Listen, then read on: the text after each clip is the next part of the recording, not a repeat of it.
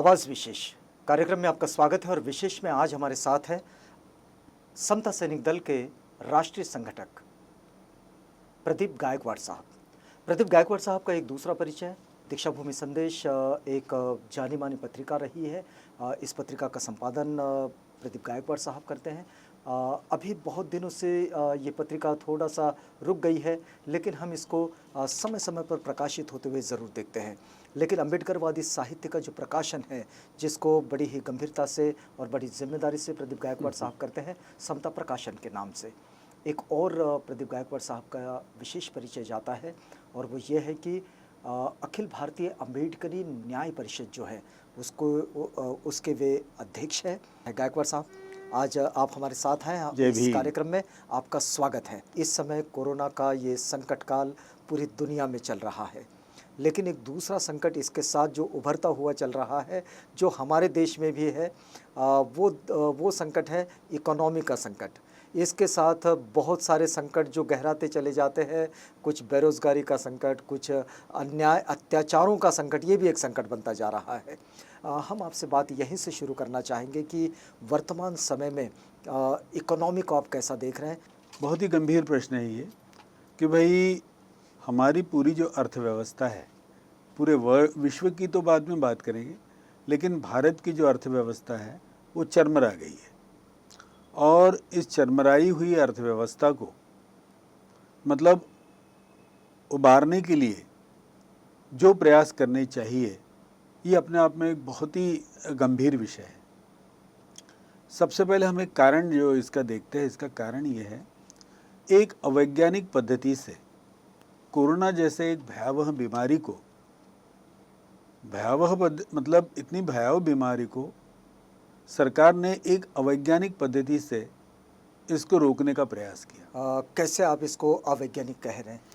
अवैज्ञानिक का मतलब ये है कि लॉकडाउन जी और रोजगार और बाकी जो साधन है, उत्पादन के साधनों को रोकना, इससे कहीं कोई ये नहीं पता चलता कि इससे कोरोना जैसा विषाणु या महामारी रुकती है। कहीं पर भी कोई संशोधन नहीं है।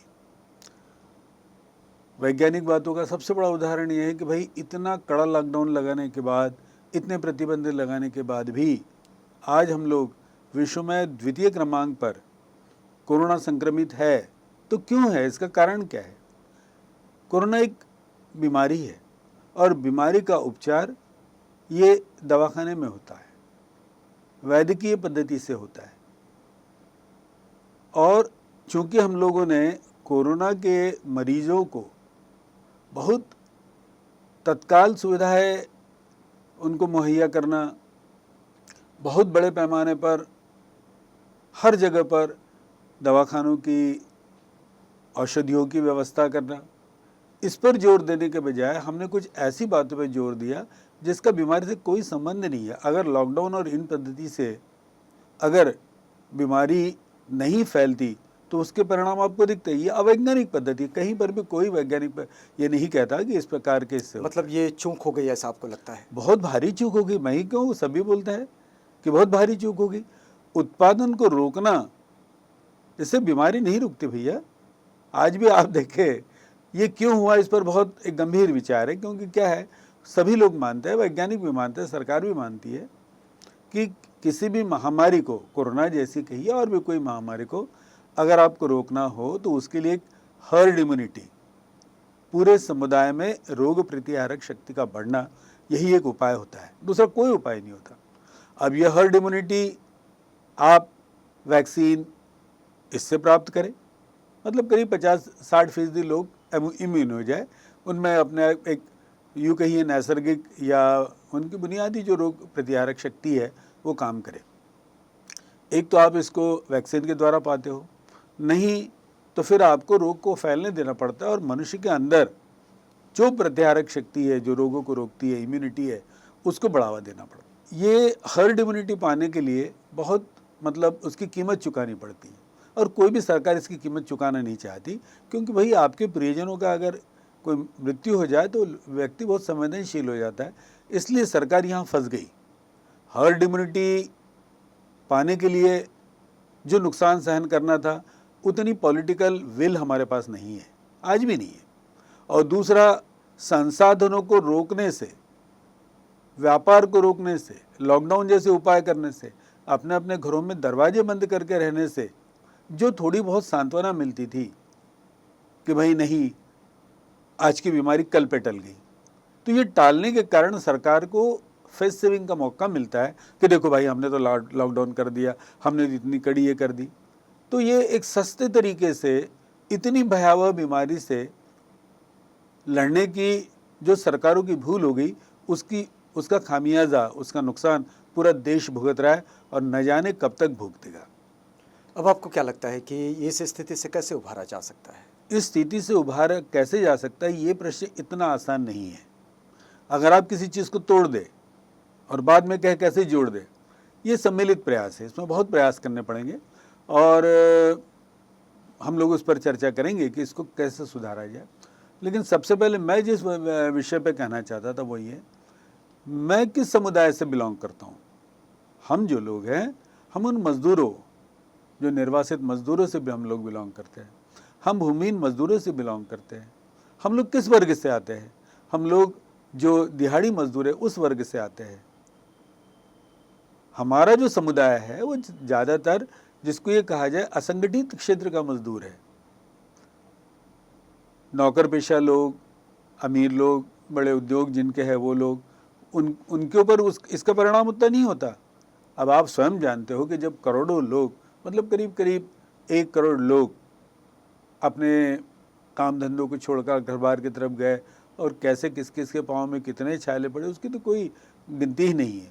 मैं उस वर्ग को बिलोंग करता हूँ और इसलिए मैं चाहता हूँ कि मैं उसकी इकोनॉमी के बारे में बोलूँ। देश की इकोनॉमी बहुत बड़ा सब्जेक्ट है और बहुत मान्यवर है, इस पर बोला जा सकता है, लेकिन समय। तो आपको क्या लगता है कि वो जो वर्ग है, जो वर्ग प्रवासी मजदूरों की श्रेणी में आता है, जो असंगठित मजदूर है और असंगठित कार्यक्षेत्र पर काम करता है, और उसके जीवन में ये जो बहुत बड़े चैलेंजेस, बड़ी चुनौतियाँ खड़ी हो गई, आपको क्या लगता है कि इससे वो कैसे बाहर आ सकता है, कैसे इसका सामना कर पाएगा?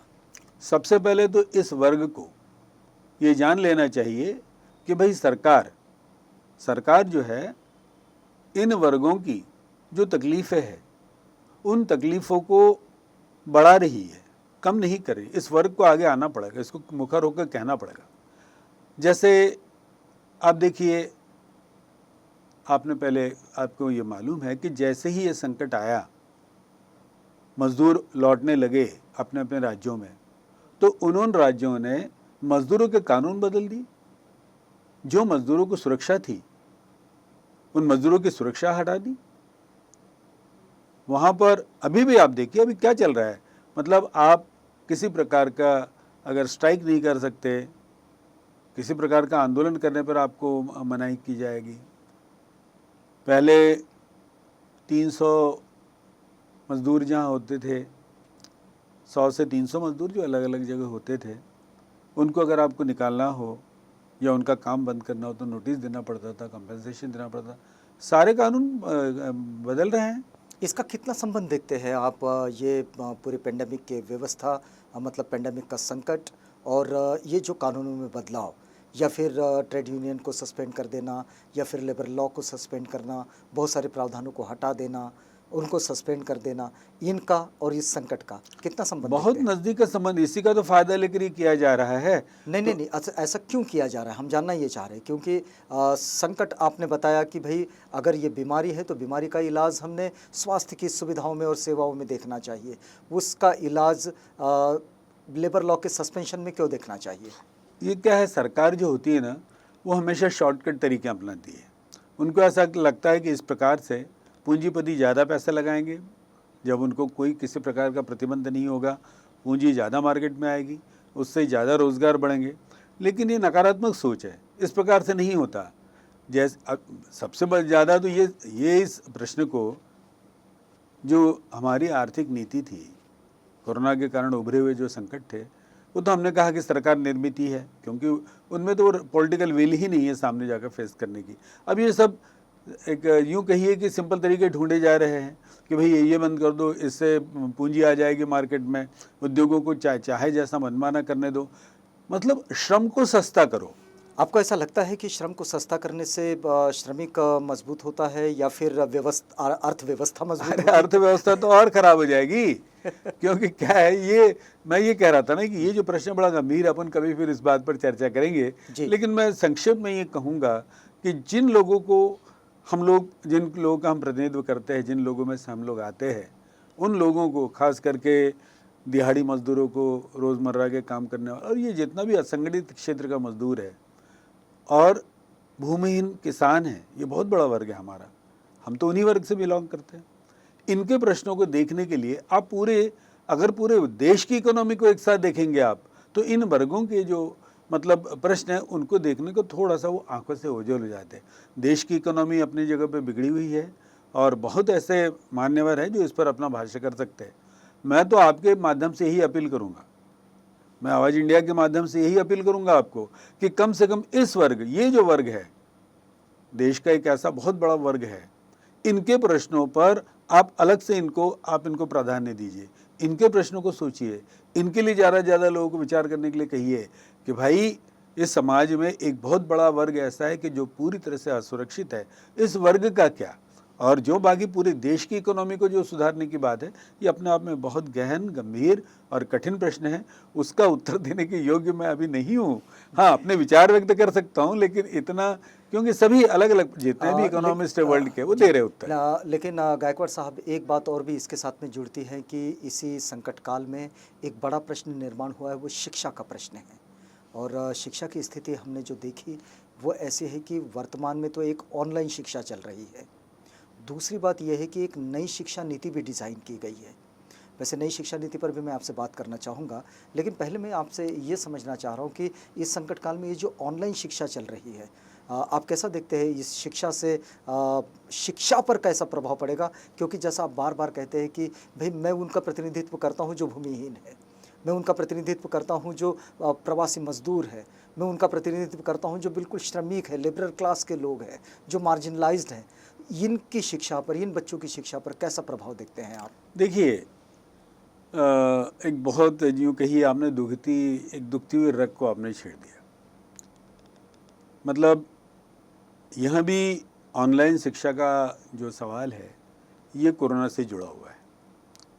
जब हम लोग शिक्षा जो है, शिक्षा संस्थाओं को हम लोग अनुमति नहीं दे रहे, हम लोगों को डर है कि कहीं इससे बच्चों के स्वास्थ्य पर बुरा प्रभाव पड़ेगा, तो हमने ऑनलाइन शिक्षा का पर्याय चुन लिया। ऑनलाइन शिक्षा में सबसे बड़ी मुश्किल ये हो गई, अगर आप ये कह दो कि भाई किसी बच्चे के पास स्मार्टफोन नहीं है, और स्मार्टफोन नहीं होने से उसके लिए अगर कोई एक बच्चा आत्महत्या करता है, तो ये इस पूरे मतलब यूँ कहिए कि पद्धति का सबसे भयावह एक पहलू है।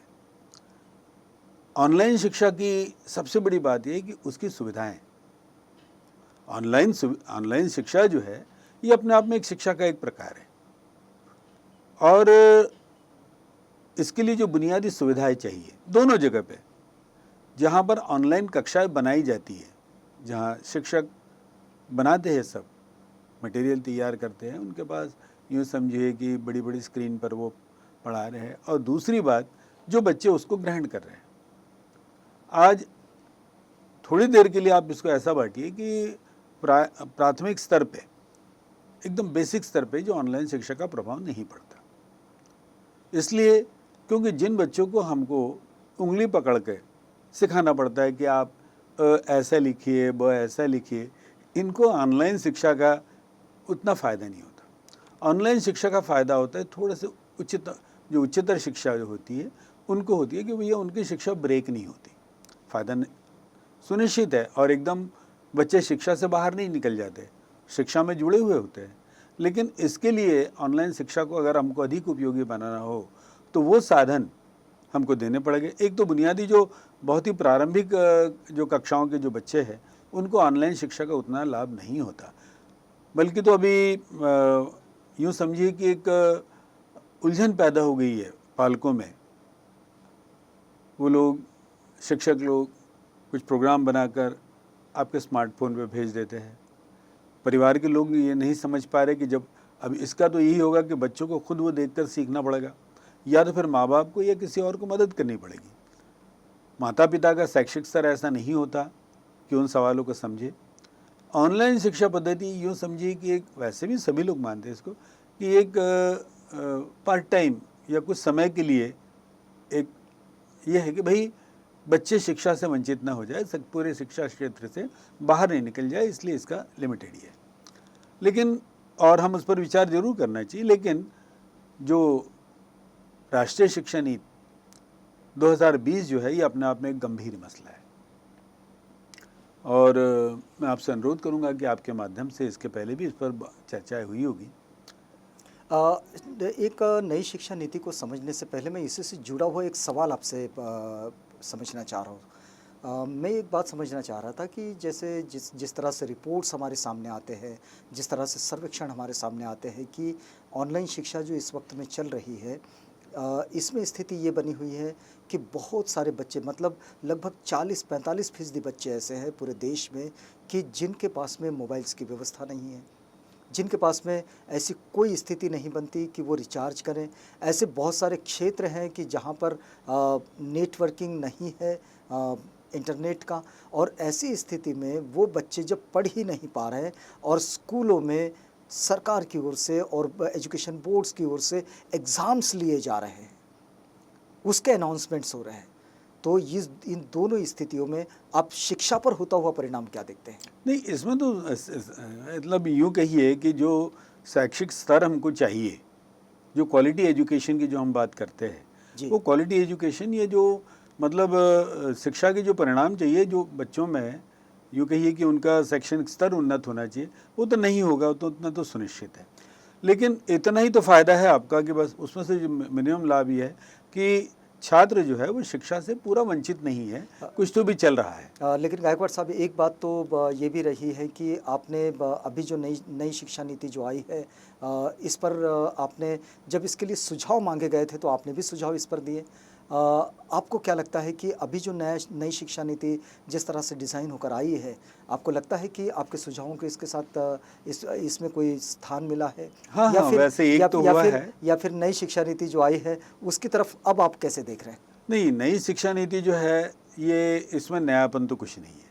अच्छा, मतलब जो पहला ड्राफ्ट आया था वैसे ही है ये? वैसा नहीं है, इसमें फ़र्क है, लेकिन नयापन नहीं है।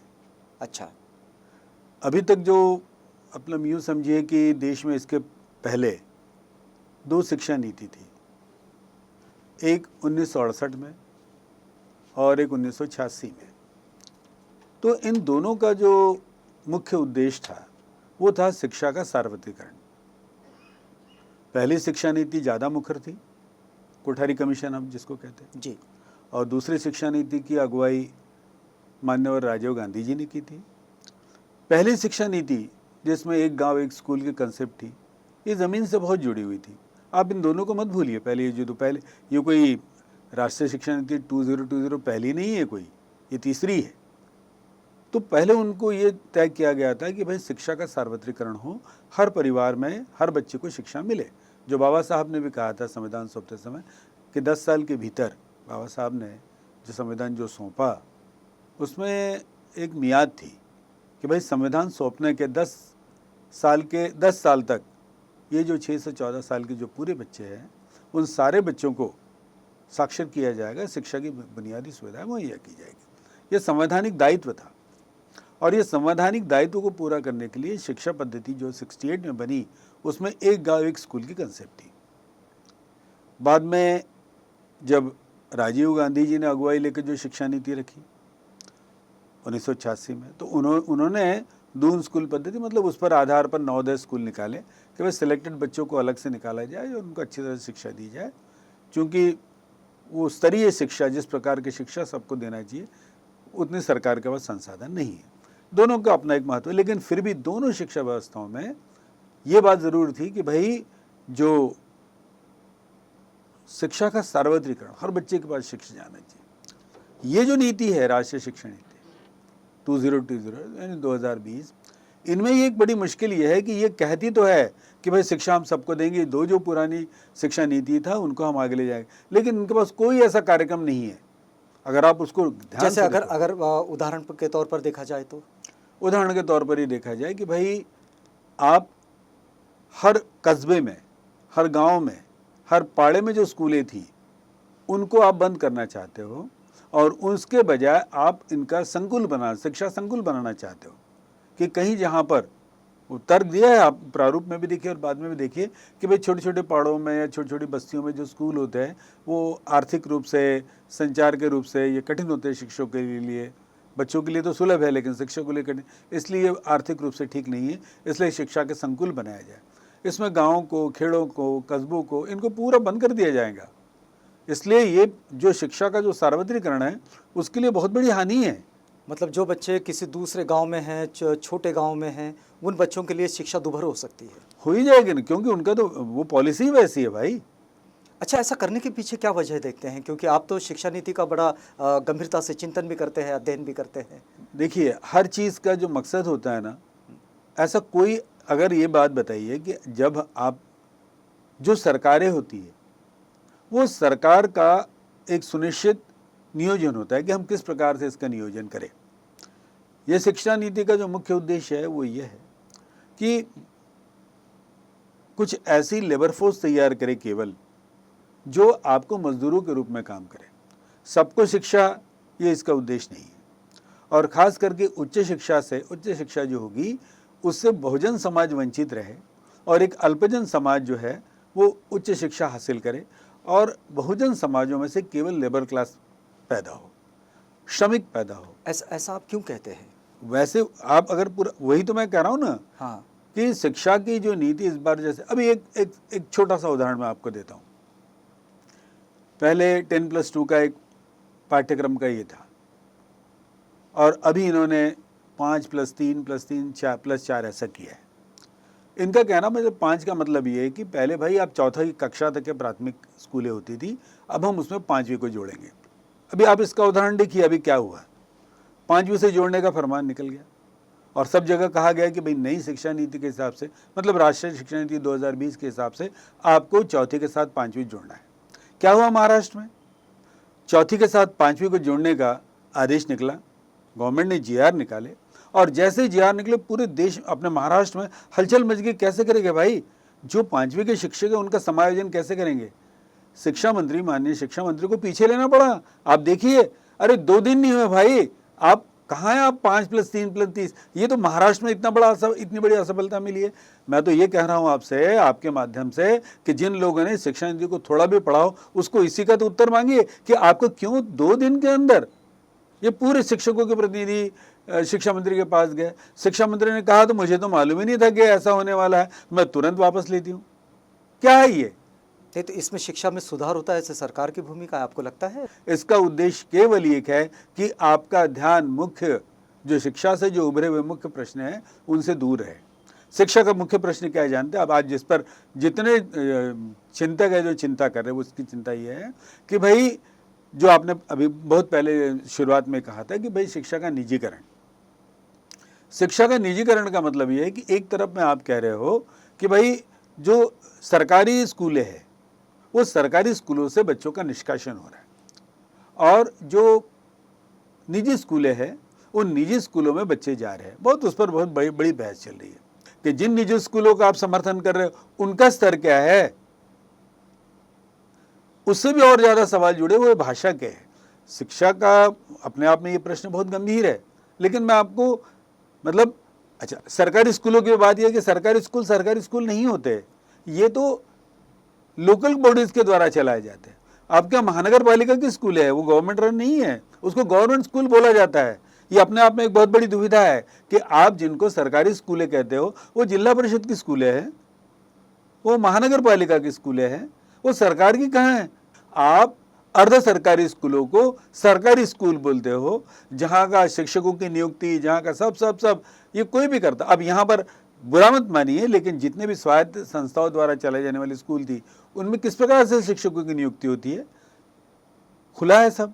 वो सब लोकल बॉडीज कर लेती हैं। लोकल बॉडीज करती है और कैसे करती है वो भी आप जानते हो। तो फिर इस पूरी स्थिति में इस शिक्षा नीति को क्या आप देखते हैं कि ये शिक्षा में कुछ सुधार ले आ सकती है? कोई सुधार तो नहीं, बिगाड़ ले आएगी, बहुत बिगाड़ ले आएगी। किस तरह के बिगाड़ देखते हैं आप? इसमें सबसे पहले तो बिगाड़ ये हो रहा है, जिसका उनका मैंने इंटेंशन कहा कि प्राथमिक शिक्षा से आपको दूर किया जाए, आपको शैक्षिक मतलब यूँ समझिए कि जो मुख्य समस्या है कि भाई सभी को शिक्षा, वो उद्देश्य ये नहीं होगा। दूसरा, ड्रॉप आउट का जो बड़ा प्रश्न है वो भी हल नहीं होगा। मतलब ग्रेजुएशन के स्तर पर ड्रॉप आउट हो सकते हैं। ग्रेजुएशन के स्तर में पहले से ही शुरू हो जाता है, पहले दूसरे तक। मतलब यूँ समझिए कि अगर एक मतलब रफ एस्टिमेट ये करिए कि 10 बच्चे अगर मतलब प्रथम कक्षा में अगर दाखिला लेते हैं तो उसमें से 10 बच्चों में से मुश्किल से 1 या 2 बच्चा 10वीं तक पहुंचता है, और ये अपने आप में बहुत बड़ा नुकसान है। उस पर अपन फिर कभी चर्चा करेंगे। तो इसका उपचार क्या देखते हैं आप? शिक्षा व्यवस्था मतलब टोटल गवर्नमेंट स्कूलें चाहिए ना, government by government, government of Maharashtra, government क्या ऑफ इंडिया। आपने अखिल भारतीय अंबेडकरी न्याय परिषद के द्वारा ऐसी कोई मांग कभी रखी? हाँ, वो तो ये यूँ समझिए कि भाई शिक्षा जो है वो गवर्नमेंट के द्वारा, मतलब प्रत्यक्ष स्टेट गवर्नमेंट के द्वारा ये गवर्न होनी चाहिए। ये तो मांग बहुत पुरानी। अब मैं आपको ये कहता हूँ, ये आज की डिमांड नहीं है। मैं इसमें संदर्भ फिर आपको बाबा साहब का दूंगा। बाबा साहब ने इस पर बहुत बोला है। ये तो हम तो कहेंगे कि भाई नई शिक्षा नीति हो या कोई भी शिक्षा नीति हो, फुले शहू अम्बेडकर, इनको जो शिक्षा नीति अपेक्षित थी वो आंखों के सामने रखिए, आपको सारे सवालों के जवाब मिलेंगे। मैं तो बहुत मामूली आदमी हूँ। उसको सामने रख के शिक्षा नीति डिजाइन होनी चाहिए। बिल्कुल। अब एक दो मसले मैं आपको बताऊंगा। बाबा साहब का तो बता ही दिया था एक आपको, ये कि जब बाबा साहब मुंबई लेजिस्लेटिव असेंबली में थे और यही मुश्किल, यही प्रॉब्लम आया था और लोकल बॉडीज को स्कूलें सौंपी गई थी जिस प्रकार के आज की जो है, तब बाबा साहब ने कहा था कि जिस व्यक्ति ने लोकल बॉडीज को स्कूलें सौंपने का ये रखा है उसने शिक्षा का खून कर दिया है। पढ़िए आप, पहले 2 में है, पूरे इस पर लंबी बहस है, उसमें कितना नुकसान होगा, ड्रॉप आउट्स कितने बढ़ेंगे, इन सारा विवेचन किया गया है। मैंने शाहू का उदाहरण इसलिए दिया कि शाहू ने उनकी सल्तनत में, उनकी मतलब रियासत में उन्होंने शिक्षा का कानून लाया था कि भाई हर बच्चा स्कूल में जाएगा। मतलब जिसको हम लोग कहते हैं कि भाई हर बच्चे को शिक्षा मिलेगी ही, और जो नहीं मिलेगी तो उसको हम लोग दंडित करेंगे। क्या भारत में एक भी जगह ऐसा कानून है कि हर बच्चे को दाखिला मिलना ही चाहिए? अनिवार्य शिक्षा का कानून सिर्फ शाहू ने ये किया था। शाहू ने कहा अनिवार्य शिक्षा लागू करिए। बाबा साहब ने कहा कि जो स्कूलें हैं वो सरकार के द्वारा, प्रत्यक्ष सरकार के द्वारा उनका संचालन होना चाहिए। फुले ने कहा कि शिक्षा बहुजनों के लिए होना चाहिए, अल्पजनों के लिए नहीं। आप इसके सिवा कोई भी शिक्षा नीति को जब आप लेते हो, और फुले शहू अम्बेडकर ने जितना इतना मतलब ये कहिए कि सूर्य प्रकाश जैसा स्पष्ट किया है, उस पर आप चर्चा नहीं करोगे। इस शिक्षा नीति को अगर आपको देखना हो तो फुले शहू अम्बेडकर के दृष्टिकोण से देखना पड़ेगा, क्योंकि फुले शहू अम्बेडकर ही वो व्यक्ति है कि जिनके द्वारा भारत में बहुजनों की शिक्षा का सूत्रपात हुआ है। मैं इतना कहना चाहूँगा कि एक विशिष्ट वर्ग के हाथ में जो उच्च शिक्षा के जो नियामक मंडल है, कंट्रोलिंग बोर्ड्स है, वो केवल एक विशिष्ट वर्ग के हाथ में सौंपना, पूरी उच्च शिक्षा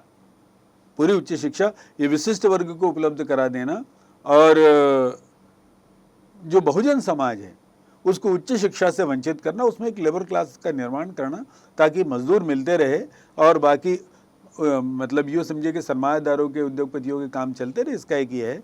तो ये एक बहुत दूसरा मसला है, हम फिर कभी इस पर चर्चा करेंगे। बिल्कुल ज़रूर गायकवाड़ साहब, ये वक्त भी हमारा पूरा होते जा रहा है, लेकिन आपसे एक और मुद्दा हमें समझना है, और वो मुद्दा है कि अभी वर्तमान में सेंसस पर ये काम अभी पैंडेमिक के कारण तो बहुत सारा रुक भी गया है, लेकिन बौद्धों की जनगणना पर आप एक लंबे समय से काम करते रहे, जहाँ से हम जानते हैं कि लगभग 25 साल का वक्त तो बीत गया जब से आप लोगों को अपील करते रहे।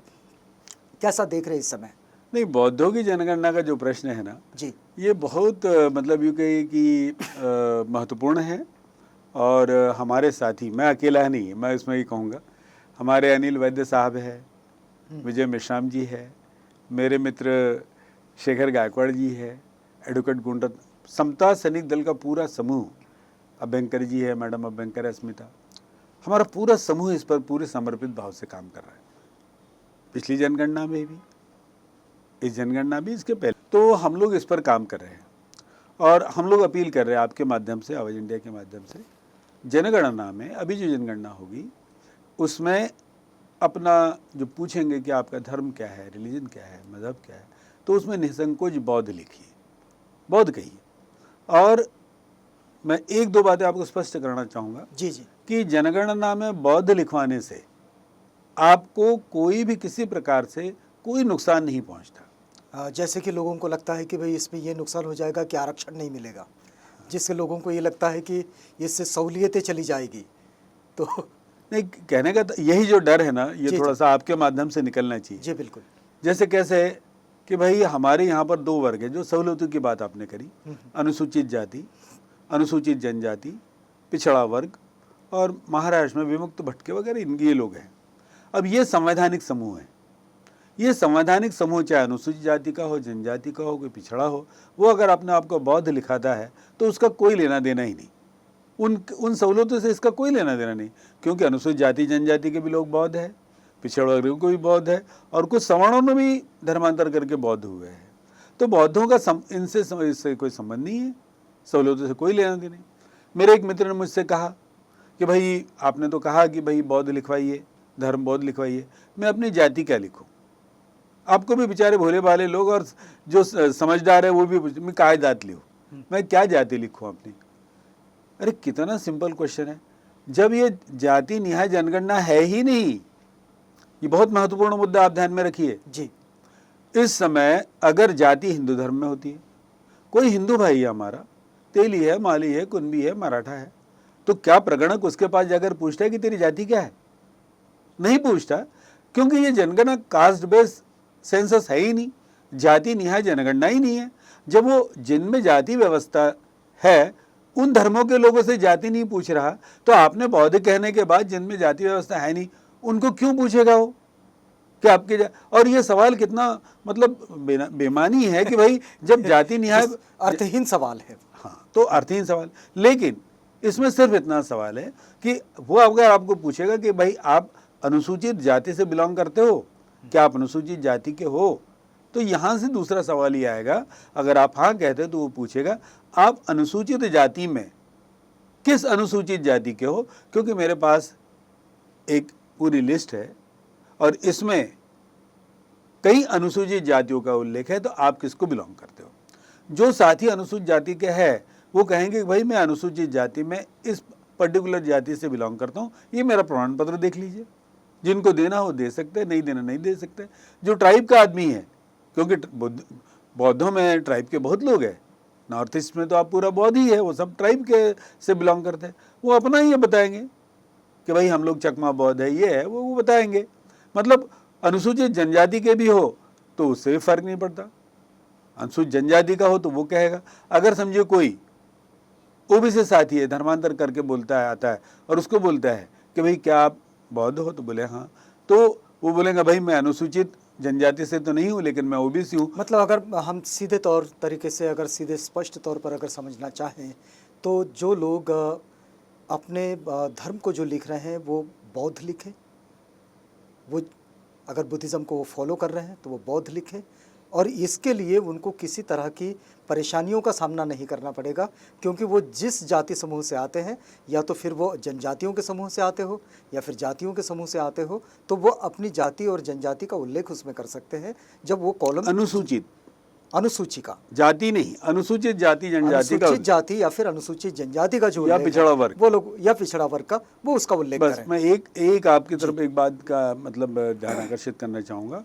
कि अभी हमारे कुछ साथियों ने, हम भी लोग उसी में आंदोलन में जुड़े हुए, पिछड़ी जो जाति है उनकी मतलब ओबीसी की जनगणना होनी चाहिए, इसके लिए एक आंदोलन शुरू हुआ है। ये अपने आप में बहुत गंभीर मसला है और सभी को ध्यान देने लायक है कि ओबीसी की जनगणना नहीं होती।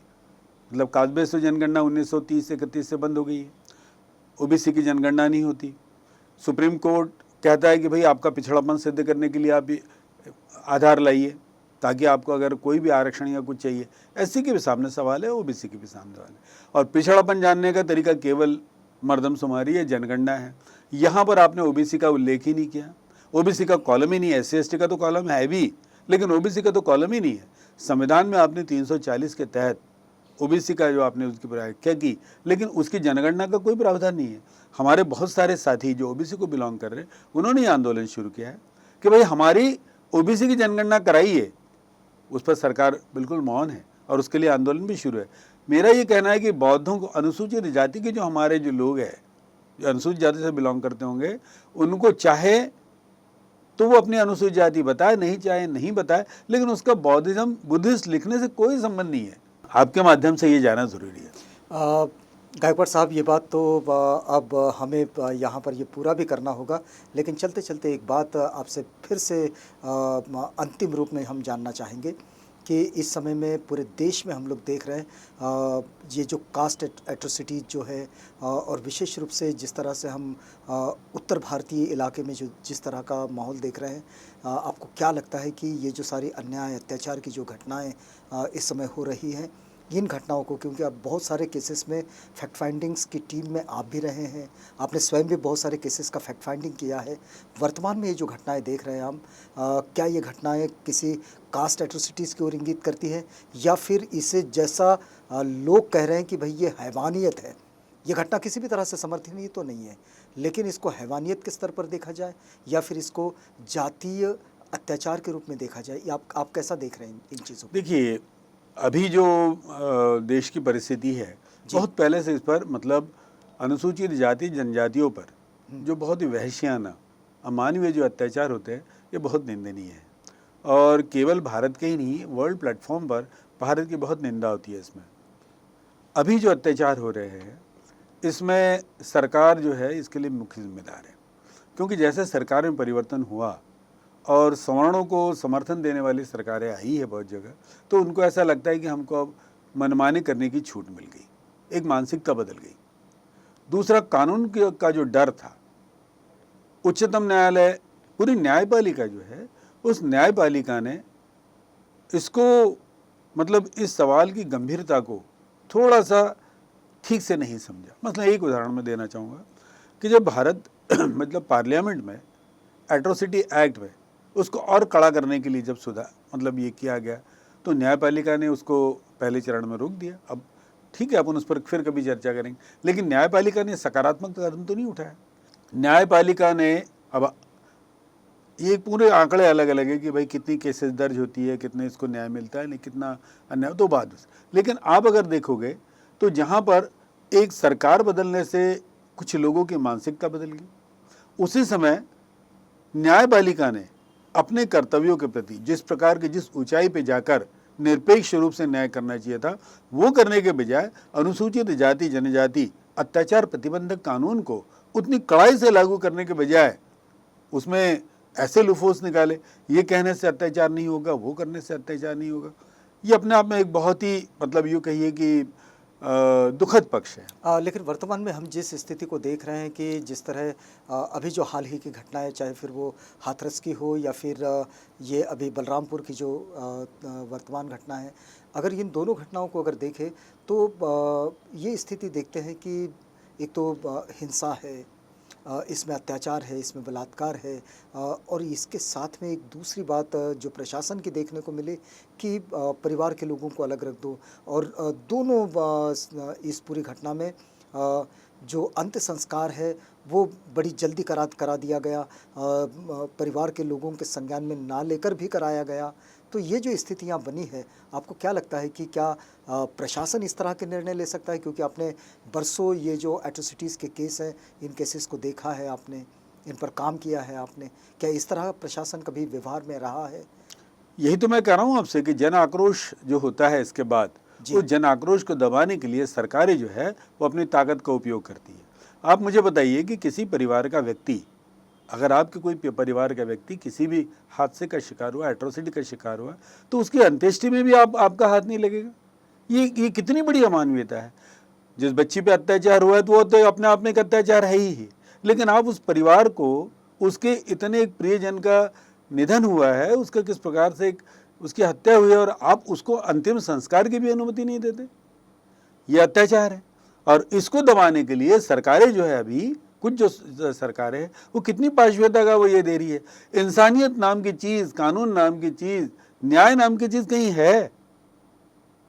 ये जो है ना, ये अमानवीयता की पराकाष्ठा है।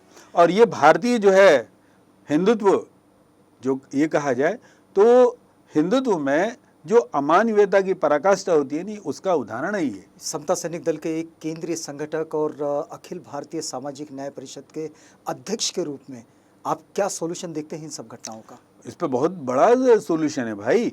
इसको हमेशा जो जोड़ के देखा जाता है वो दो चीज़ों से जोड़ के देखा जाता है। एक तो पहले आर्थिक असमानता। आर्थिक असमानता से ये जो पूरा वर्ग है ये इतना बहुत ज़्यादा पीड़ित है कि वो अपने स्वाभिमान की लड़ाई को लड़ने के लिए अपने आप को असहाय पाता है। और दूसरा है कानूनी व्यवस्था, न्याय व्यवस्था, क्योंकि किसी भी देश में किसी भी, अब इसके पीछे भी एक बहुत बड़ा दर्शन है। बाबा साहब ने, मैंने सबसे पहले जब जाके गोलमेज परिषद में जो अपनी जो तकरीर रखी तो उन्होंने यही कहा था कि इंसान करके जीने का हक, बुनियादी हक, ह्यूमन राइट्स, मानवीय अधिकार, हमारा संघर्ष मानवीय अधिकारों का है। और मानवीय अधिकारों का मतलब ये होता है कि आपको इंसानों जैसा, मानव जैसे जीने का अधिकार हो, आप पर एट्रोसिटी नहीं हो, आप पर अत्याचार नहीं हो, आप पर मतलब ऐसे प्रतिबंध नहीं हो। ये लड़ाई पहले थी हमारी, और पहले वहीं पर कहा उन्होंने, बाबा साहब ने, कि ये जो लड़ाई है हमारी, ये मानवीय अधिकारों की है। इसका मतलब हम पर अमानवीय अत्याचार नहीं हो। और उसके बाद तो पूरा दर्शन है, बाबा साहब का जो पूरा दर्शन है, उसमें ये वर्ग जो है, जिसको हम पहले डिप्रेस क्लास कहते थे, अभी बाद में हम लोग शेड्यूल ट्राइब वगैरह जो कह रहे हैं पहले, इन पूरे वर्गों के मानवीय अधिकारों की लड़ाई ही बाबा साहब की लड़ाई है। आप किसी भी पहलू से देखिए।